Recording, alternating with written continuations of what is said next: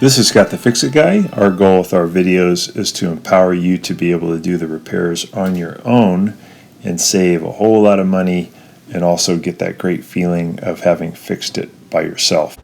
Today we have a BOSCH dishwasher that needs a bit of a tune-up, has a couple things going wrong. One is that it's no longer really inside the cabinet, it's kind of loose.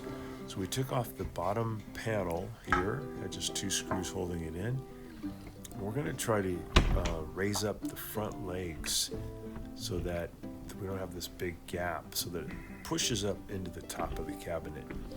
To do that, I'm going to take these 2 feet here at the bottom and turn them to my left, which is going to push them out of the dishwasher, which will move the front of the dishwasher up tighter into the cabinet. To do that, I'm lifting up the dishwasher and then using my other hand to turn these feet to the left, and that's going to raise up the dishwasher in the front and keep it up there.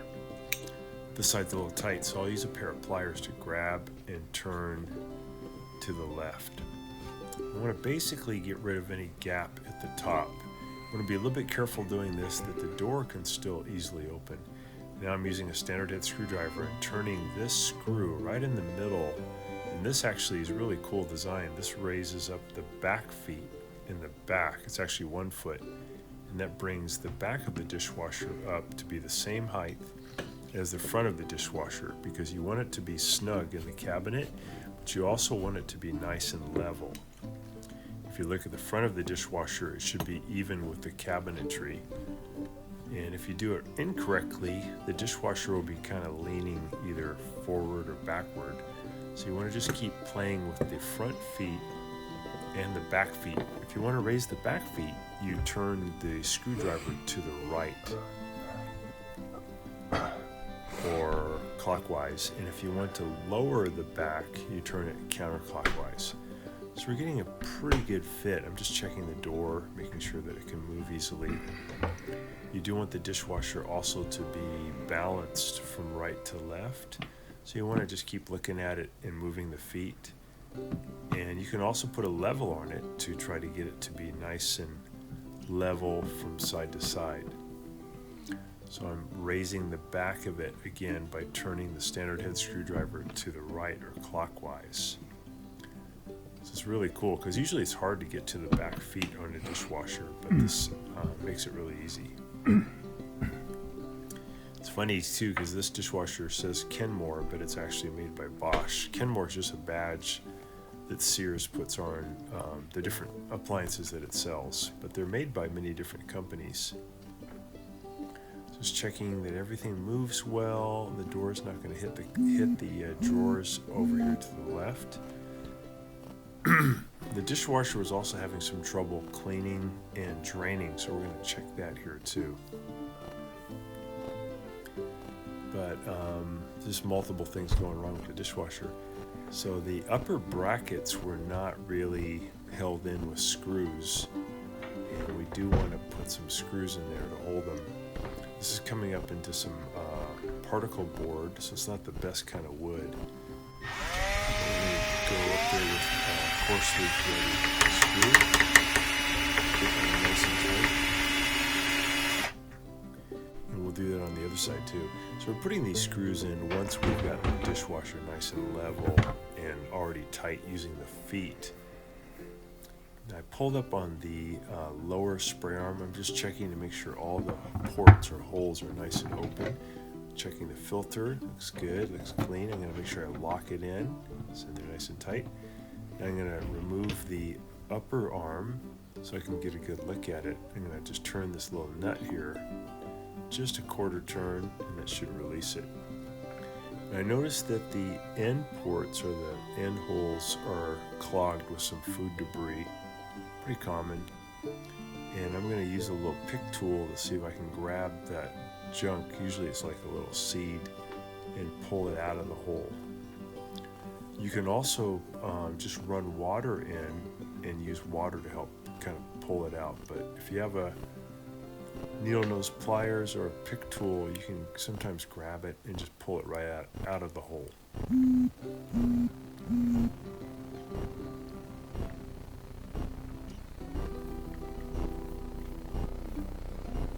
don't, I'm going to do the other side, same thing. These holes here at the end are nice because they shoot water into the little detergent drawer once it opens. So if these are clogged up, they don't shoot water very well, and it's a little bit harder for the soap to get out. So it's important to keep these open. And due to the spinning, the centrifugal force often throws some of the debris into these end holes more so than the other holes. So these often are clogged up. And I'm just pulling stuff out with a pick and then grabbing it with my fingers. And then once we do that, we're going to put it back together, give it a little testing. I did notice too that the air gap part of the drain system located over the kitchen faucet was not draining really well, so I'm going to show you guys how to clean that too. Put that back in, get it seated and turn it just a quarter turn to lock it in. Looks good. We'll give it a test here. So we're going to start it, turn on the power, pick a cycle, then we'll close it.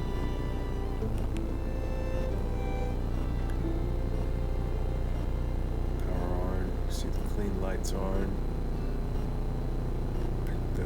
Normal cycle, close it. We hear the drain operate. You can hear the drain going through the air gap, the silver thing over by the faucet. And let me just check it. So lift up this one.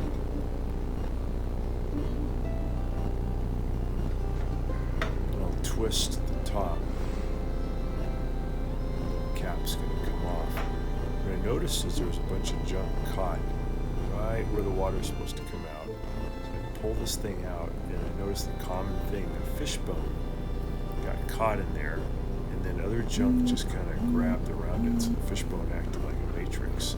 And by doing what I just did, just pulling it out and putting it back together, it's now going to drain a lot better. Sometimes that can be so bad it doesn't drain at all.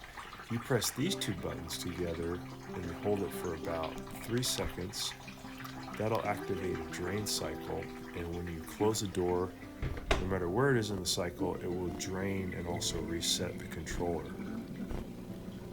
So the drain function sounds good. So I hope this helps you too. Thanks for watching. Thanks so much for watching our video. We really appreciate your support. And when you get a chance, please press the subscribe button below so you can be subscribed, and also the notification bell so we can send you more videos about appliance repair. Please also give us a thumbs up if you enjoyed the video. If you really liked the video and it really helped you, please press this new applaud button and you can show your support and also get a nice clapping hands for your video. Thanks again.